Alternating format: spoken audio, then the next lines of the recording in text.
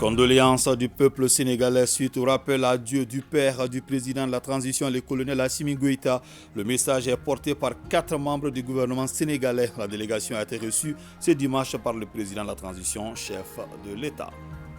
Le mois béni de Ramadan tend vers sa fin. À Bamako, la fièvre de la fête est montée d'un cran. Pour les parents, c'est une période fatidique. Nous ferons le constat dans ce journal. Focus ce soir sur un muezzin pas comme les autres. Il s'agit de Draman Dambélé, le muezzin handicapé physique. Oui, malgré son handicap, il appelle la prière dans plusieurs mosquées de la capitale, notamment dans celle de Samé, derrière les rails. Chronique culture et société regarde ce soir sur les crières de rue. Entendez là ceux qui volontairement se promènent nuitamment dans les rues pendant le mois de Ramadan pour réveiller les fidèles. Ces crières de rue jouent un rôle important dans l'identité culturelle de la Oumma islamique du Mali. Nous sommes heureux de vous compter parmi nous. Bonsoir à vous, merci et bienvenue dans ce journal. Condoléances du peuple sénégalais suite au rappel à Dieu de Bakary Goïta, père du président de la transition, le colonel Assimi Goïta. Le message de compassion et de solidarité est porté par 4 ministres sénégalais. La délégation reçue ce dimanche par le président de la transition, chef de l'État, est conduite par le ministre d'État envoyé spécial du président Macky Sall, Tamsir Diabaté. Le Sénégal manifeste sa solidarité à la nation sœur malienne dans l'épreuve douloureuse de la disparition du capitaine Bakary Goïta, père du président de la transition, chef de l'État.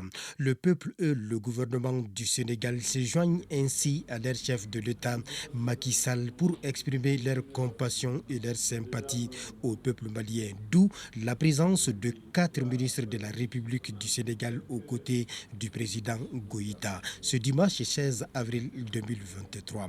Et cette présentation des condoléances dénote que le Mali et le Sénégal sont liés par l'histoire et la culture. Le président nous a demandé de lui rappeler que le Sénégal et le Mali sont liés par l'histoire, la géographie, le sang, la culture, la religion, l'économie, le commerce, entre autres. Quand Son Excellence, le président de la République, a eu la nouvelle en plein Conseil des ministres, c'est là où il a décidé d'envoyer cette forte délégation pour témoigner l'affection qu'il a par rapport au chef de la transition, au président Goïta. Des vœux de bonheur, de prospérité pour lui et tout le peuple malien, mais surtout des vœux de succès dans l'accomplissement de sa redoutable mission. Et l'autre aspect non moins important, c'est la vision panafricaniste des autorités de la transition qui est appréciée à sa juste valeur par Dakar.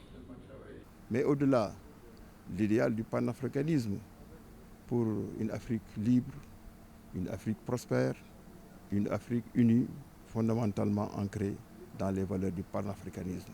Et au-delà, une Afrique dans un contexte de mondialisation, de recomposition géopolitique, géostratégique, une Afrique qui doit jouer un rôle assez important. Outre le ministre d'État Cheikh Kanté, la délégation était composée de ceux de l'eau et de l'assainissement, de la communication et de la culture.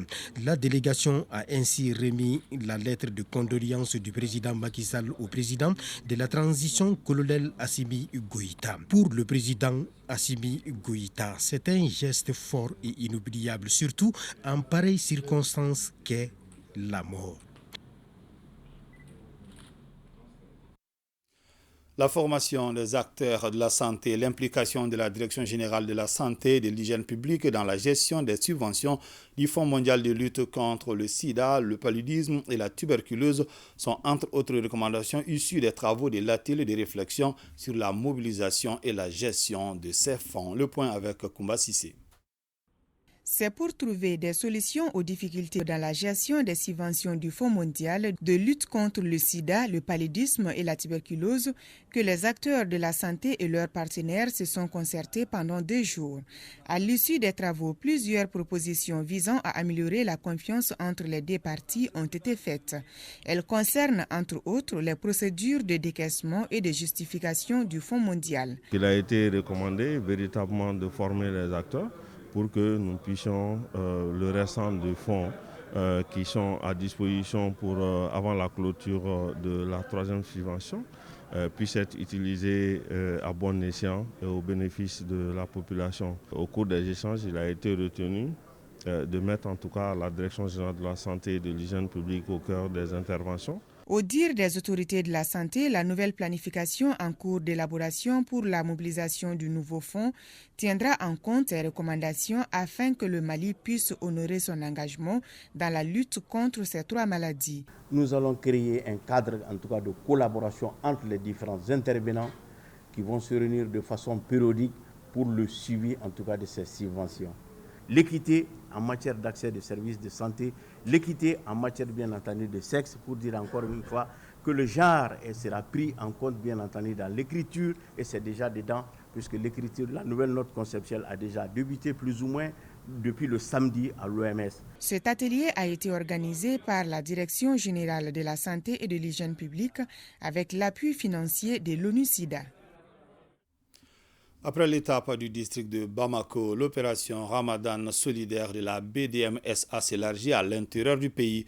Dans les régions, les agences de l'institution financière ont remis des vivres, des bœufs et des enveloppes symboliques dans les mosquées. On fait le tour avec Boubacar Bablin-Touré. La BDM-SA, fidèle à une tradition vieille d'une décennie, celle qui consiste à apporter assistance aux couches nécessiteuses. La cible, les mosquées. Dénommée Opération Ramadan solidaire, elle a été élargie cette année à certaines régions du pays. D'abord, à Bougouni, l'opération a concerné la grande mosquée de la ville. Comme don, 5 sacs de sucre, 4 sacs de 50 kg de riz, 8 bidons d'huile. Aussi, un bœuf et une enveloppe symbolique. Même exercice de l'institution financière dans la région de Nioro. C'est bien aussi les fidèles musulmans de la grande mosquée de Nioro qui ont bénéficié de cet élan de solidarité de même nature. Idem pour la cité des rails. C'est avec joie que les fidèles de la grande mosquée de Caille ont reçu ce geste de solidarité de la BDM-SA qui, selon eux, est venu à point nommé pour qui connaît le mois de Ramadan, considéré comme une période de grande consommation. La région de Kita n'a pas été oubliée par la BDM-SA en ce qui concerne cette œuvre de bienfaisance. 5 sacs de sucre, 200 kg de riz, 2 cartons d'huile, un bœuf et 150 000 francs CFA sont la composition de cette donation à la mosquée de la capitale de l'Arachide. Tout comme Akita, la Banque de développement du Mali vole au secours des musulmans de Koulikoro. Elle a aussi remis les mêmes quantités de vivres et une enveloppe symbolique à la grande mosquée de Koulikoroba. Une initiative saluée à plus d'un titre par les responsables de ce lieu saint. La région de Koutchala n'est pas restée en marge de cette donation de la BDM-SA à travers son agence sur place. Même geste à l'endroit des fidèles de la mosquée de Koutchala. Comme donation, des vivres, un bœuf et une enveloppe symbolique. À Mopti, ce sont 2 mosquées qui ont été concernées par cette opération Ramadan solidaire de l'institution financière. Dans chacune des mosquées bénéficiaires, ce sont du sucre, du riz, de l'huile. À ceci s'ajoute un bœuf et une enveloppe symbolique de 150 000 francs CFA. De quoi aider ces fidèles musulmans à passer le reste du mois de Ramadan dans la quiétude. À l'instar des autres régions, la communauté musulmane de San a aussi bénéficié de ce traditionnel élan de solidarité. 250 kg de sucre, 200 kg de riz, 40 litres d'huile, en plus d'un bœuf et une enveloppe, sont la composition de la donation de l'agence de la BDM de San. L'agence BDM-SA de Sikasso n'a pas dérogé à ce geste de bienfaisance en ce mois béni de Ramadan. Tout comme les autres agences de l'institution financière, ici, la cérémonie s'est déroulée dans la grande mosquée de Bougoula-Ville en présence des fidèles bénéficiaires de ce don en vivres. Direction Ségou, ce sont les mêmes quantités de vivres, un bœuf et une enveloppe symbolique qui ont été remis pour accompagner les fidèles musulmans de la mosquée de la ville en cette fin du mois béni de Ramadan. Un geste qui, selon les bénéficiaires, vient à point nommé. En retour, ils n'ont pas manqué de faire des bénédictions pour le pays et pour l'institution financière.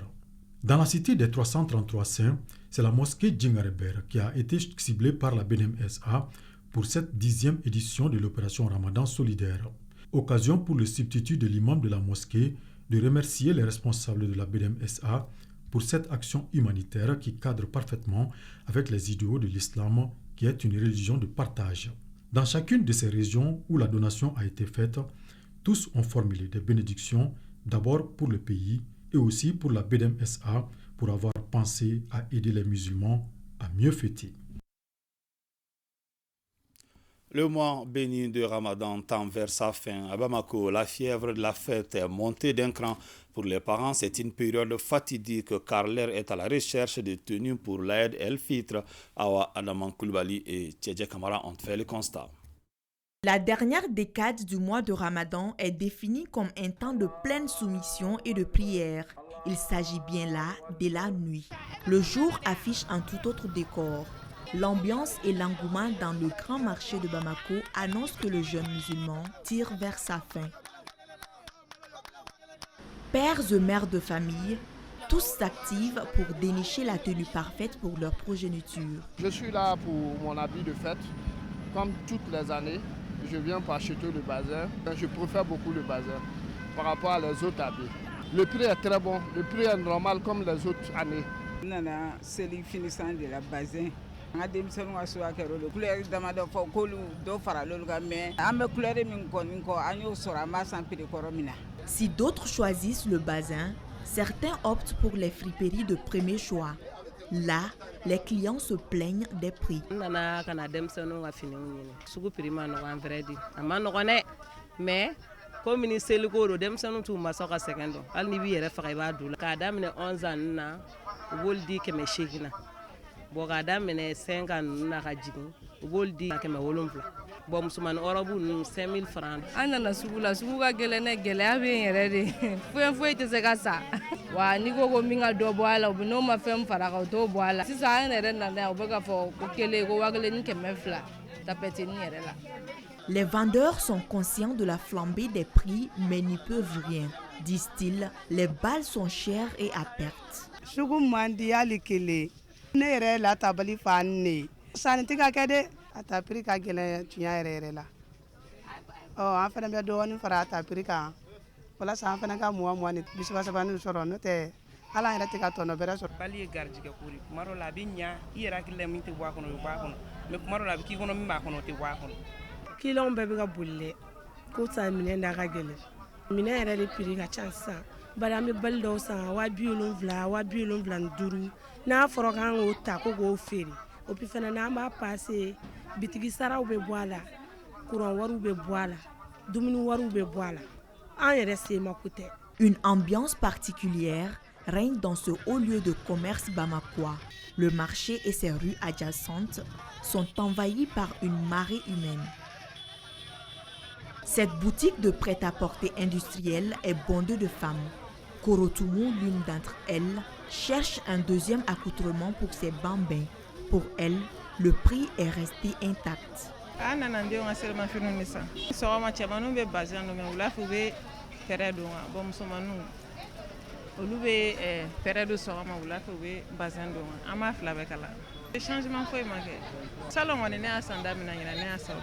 13h ce samedi, le thermomètre affiche 42 degrés. Le soleil ardent a eu raison de certains parents qui préfèrent revenir le lendemain, puisque le jeûne, lui, suit son cours. Focus ce soir sur un muezzin pas comme les autres. Il s'agit de Draman Dambélé, le muezzin handicapé physique. Oui, malgré son handicap, il appelle la prière dans plusieurs mosquées de la capitale, notamment dans la mosquée de Samet derrière les rails. Draman Dambélé, avec sa belle voix, pratique ce métier depuis des décennies. Il est aujourd'hui un exemple parmi les fidèles musulmans qui ont consacré leur vie au service de l'islam. Focus est signé Tamsir Diabaté, Mohamed Sidibé, Adama Tangara et Astan Satourou Diabaté. بسم الله الرحمن الرحيم ياسين. Il choisit le meilleur moment de la nuit, au clair de lune du mois sacré de Ramadan et au cri des oiseaux pour demander à l'omniprésent Allah le Tout-Puissant la protection et la force de pouvoir appeler du haut du minaret les fidèles à la prière. C'est Draman Dambélé, le muezzin à mobilité très réduite due à son handicap physique. Pécho.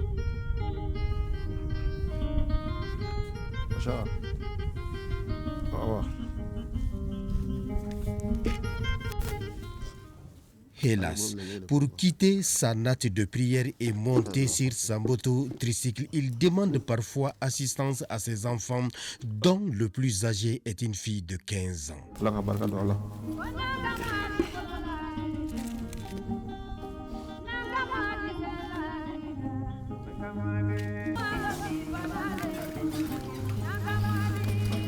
Essoufflé et visiblement fatigué seulement pour avoir fait 10 mètres de marche en 5 minutes à l'aide d'une canne qu'il considère comme son troisième pied. Malgré tout, il reste déterminé à mener son activité de mieux-en par amour et pour un au-delà meilleur.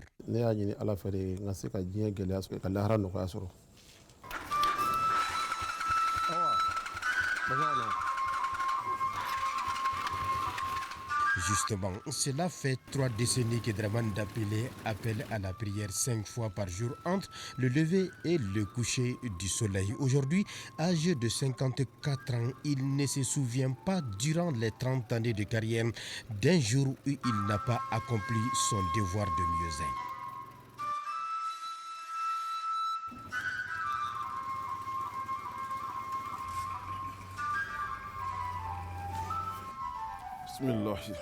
Ici, dans cette mosquée, Arahama de sa main, après le rail, il est le premier muezzin. Nous sommes en 2010 et dans cette maison de Dieu, il appelle les fidèles musulmans avec sa voix suave et pénétrante qui retentit depuis le haut du minaret.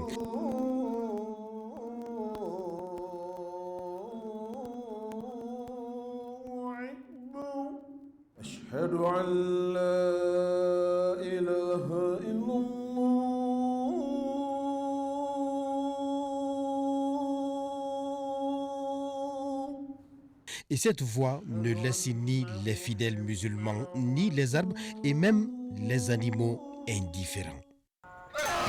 C'est quelqu'un qui est très courageux, donc il arrive à le faire. Parce que j'ai commencé le muezzin avec Dramane, ça fait à peu près 13 ans.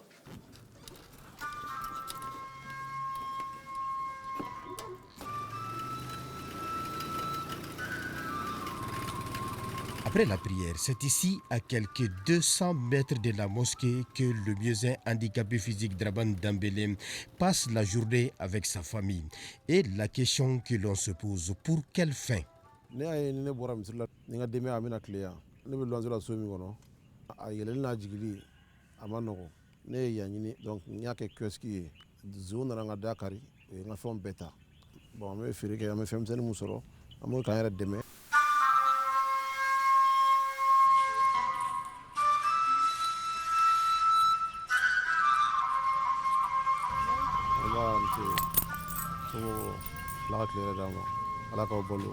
Justement, depuis la faillite de sa boutique, l'endroit sert de seconde maison pour sa famille.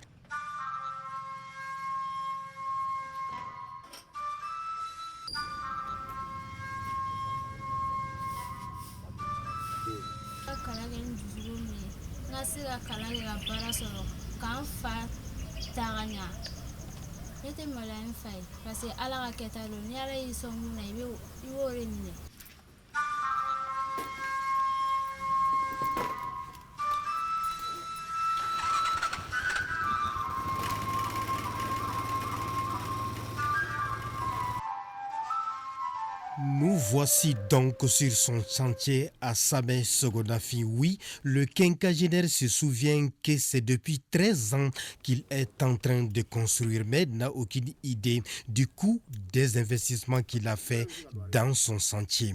Un chantier à l'arrêt depuis 3 ans, faute de moyens.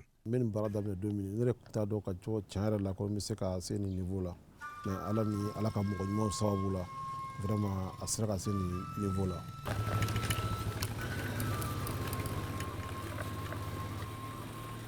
Dramane Dambélé est le muezzin de la prière de vendredi de la mosquée Arahama de Samem, ce qui n'est pas donné à tout le monde. Et en ce deuxième vendredi du mois de Ramadan 2023, sa situation est au centre du sermon de l'imam depuis le mimbar ou estrade, devant les fidèles qu'il appelle à la prière en longueur de journée. fo ka taa se ka kɛ misiri wɛrɛla ye misiri o dama tɛ a ka nafa caman bɛ se misiri ma sali o sali a bɛ kɛ sababu ye misiri in bɛ misiw sɔrɔ. Entre la prière de 16h ou l'Anzara, celle du crépuscule, Dramane continue son programme de muezzin dans d'autres mosquées de la capitale, comme ici à Kalabankura dans la mosquée Badjaga.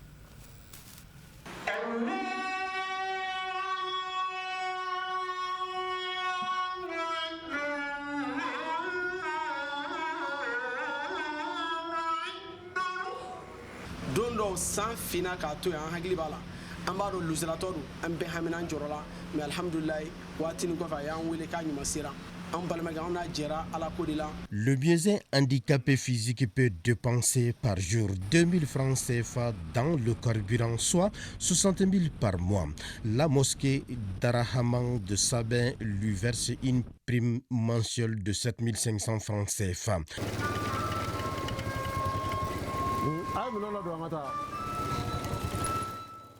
Après une journée bien remplie d'appels à la prière entre les différentes mosquées, l'infatigable muezzin vient chercher sa famille pour rejoindre leur dortoir, là où il passe la nuit avec sa femme et 5 enfants, en attendant de voir son chantier terminé. Voilà.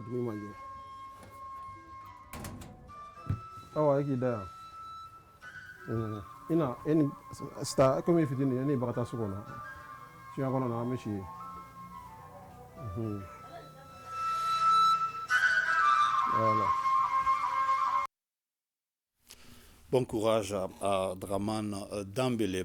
16e session ordinaire du conseil d'administration de l'École nationale d'ingénieurs ENI ABT. Plusieurs questions d'intérêt public ont été abordées pour permettre à l'école d'être une référence en Afrique francophone. Boubacar Kanouté.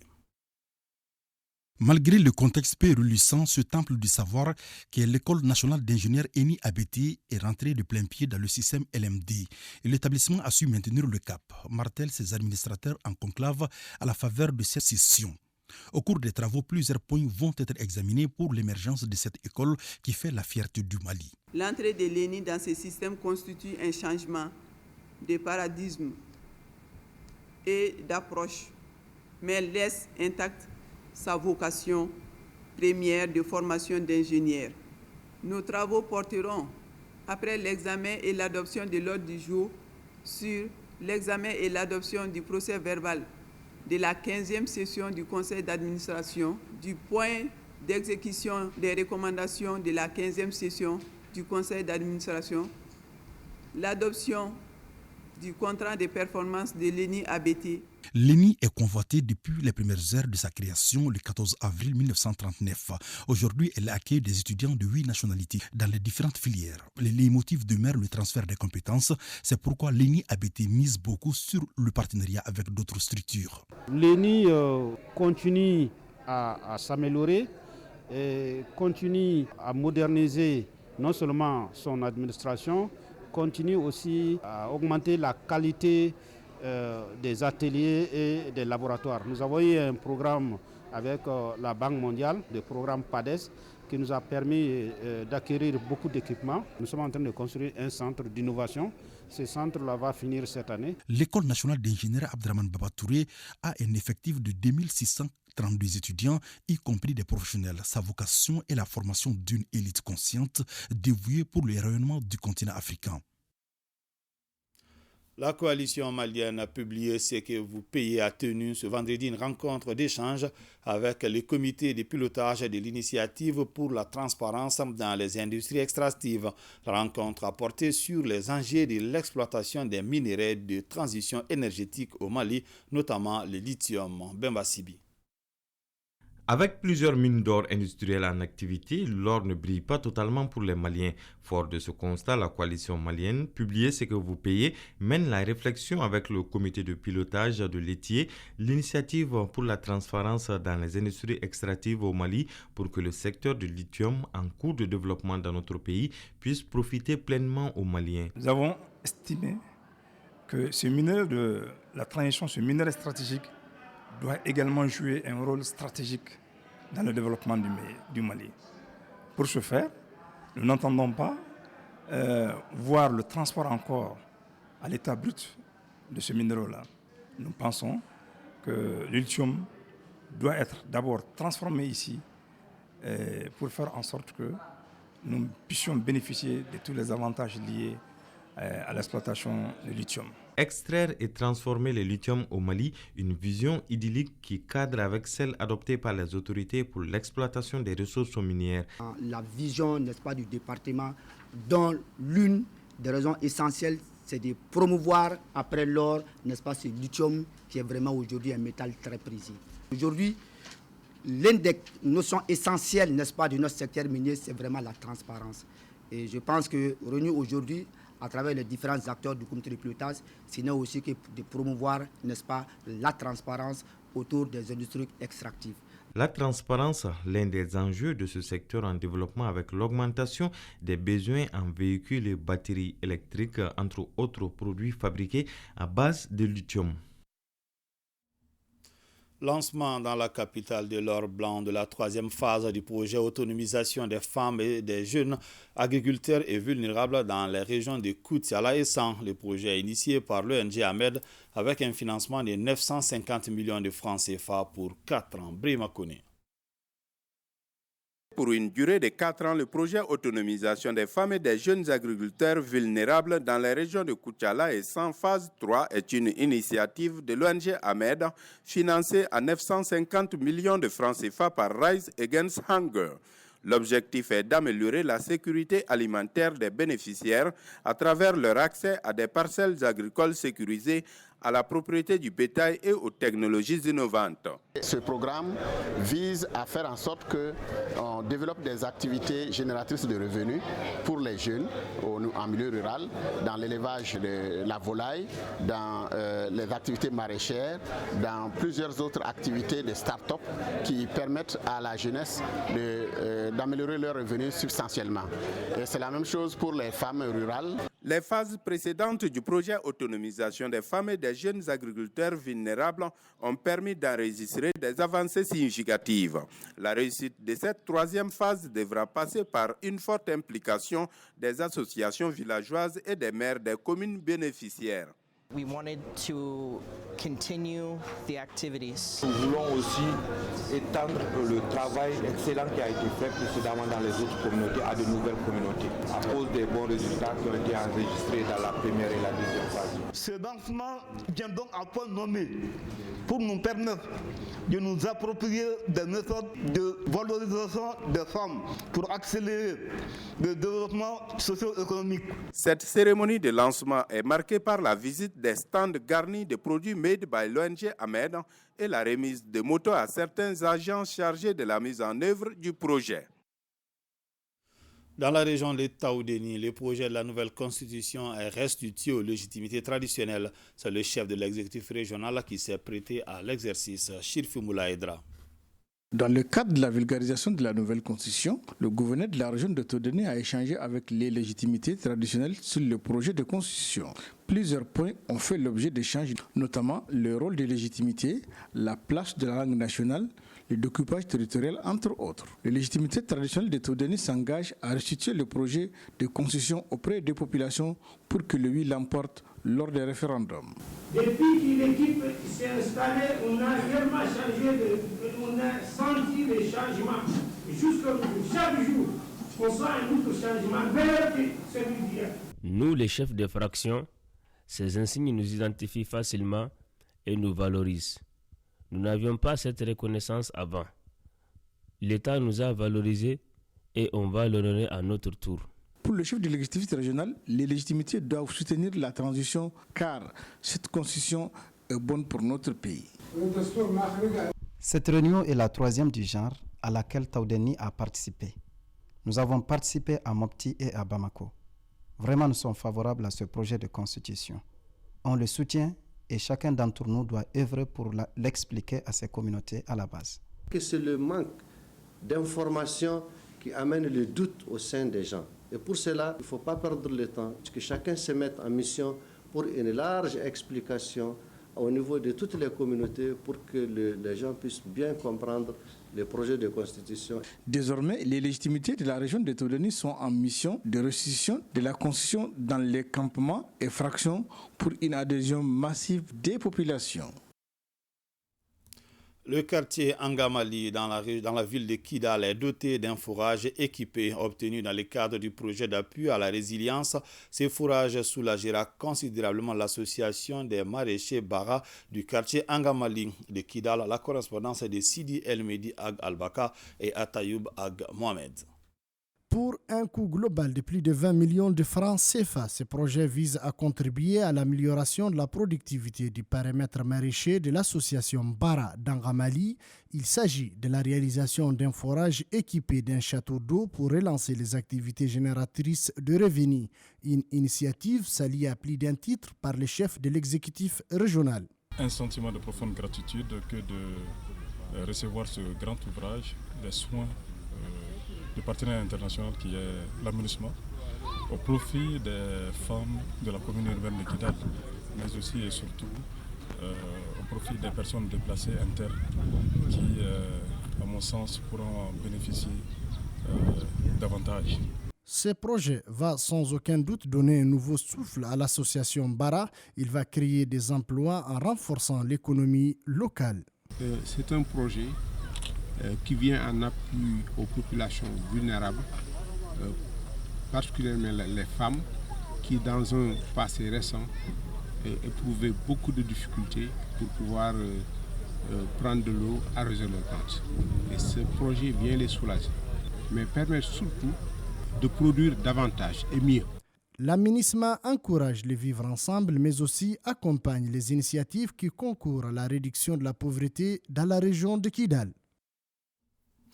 Chronique culture et société regarde ce soir sur les crières des rues. Entendez-là, ceux qui volontairement se promènent notamment dans les rues pendant le mois de Ramadan pour réveiller les fidèles. Ces crières des rues jouent un rôle important dans l'identité culturelle de la Oumma islamique du Mali. Alpha Maïga et Alou Bekone, avec le concours de leur thème Taoudeni, ont approché un homme de culture suivant. Se réveiller avant le lever du soleil constitue un rituel habituel pour les musulmans. Au Mali, la pratique du jeûne a développé bien de pratiques culturelles. Une d'entre elles consiste à ce qu'on pourrait appeler la tradition du crieur public ou plus exactement le réveilleur public. C'est une activité sociale en rapport avec la religion. C'est une pratique fortement ancrée en islam chez nous qui consiste à donner la parole à des porteurs de voix, des muezzins, des artistes, à des groupes, pour qu'à un certain moment de la nuit, demander aux gens et aux femmes particulièrement de se réveiller et de commencer à préparer le réveillon. Ces crieurs des rues qui cherchent à réveiller les gens pour qu'ils prennent le repas de l'aube avant la reprise du jeûne changent de nom d'une communauté musulmane à une autre. Ces personnes jouent un rôle important dans l'identité culturelle de la Oumma islamique du Mali. 1001 personnes se sont réveillées sous leurs cris. 1001 personnes ont réalisé qu'ils sont emportés par le sommeil. Donc ce n'est que la paresse. Et beaucoup de personnes se sont réveillées, ont réveillé les voisins. Beaucoup de personnes ont eu le temps de prier, de méditer, de faire du zikr, parce qu'on les a réveillés. Néanmoins, ceux qui croient encore perpétuer la tradition se déplacent d'une maison à l'autre en battant un tambour, des ustensiles ou tout instrument susceptible de faire un vacarme. Réveillez bien entendu les musulmans en chantant ou en récitant des versets du Coran avant que l'aube n'approche.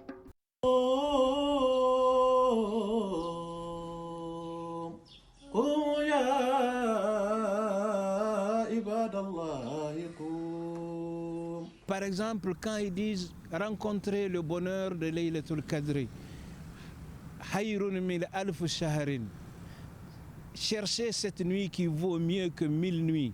Ya ibadallahi, réveillez-vous, ô captifs de Dieu, ô serviteurs d'Allah, réveillez-vous comme se sont réveillés les califes Réveillez-vous comme se sont réveillés les imams. Réveillez-vous comme se sont réveillés les serviteurs de Dieu. Réveillez-vous avec la peur de Dieu dans l'âme. La tradition du réveilleur des jeûneurs est un métier ancestral qui lutte contre les moyens technologiques de nos jours pour ne pas disparaître avec le temps, car le musulman a désormais sa montre, son petit téléphone pour chercher à se réveiller. À présent, ce communiqué, le ministre du Travail, de la fonction publique et du dialogue social communique à l'occasion de l'Aïd el-Kadr, nuit du destin, la journée du mardi 18 avril 2023 est déclarée chômée et payée sur toute l'étendue du territoire national. Point Covid du jour, les services de santé n'ont enregistré aucun cas positif sur 82 tests réalisés. 0 patient guéri et 0 décès. À ce jour, 4 patients sont sous traitement.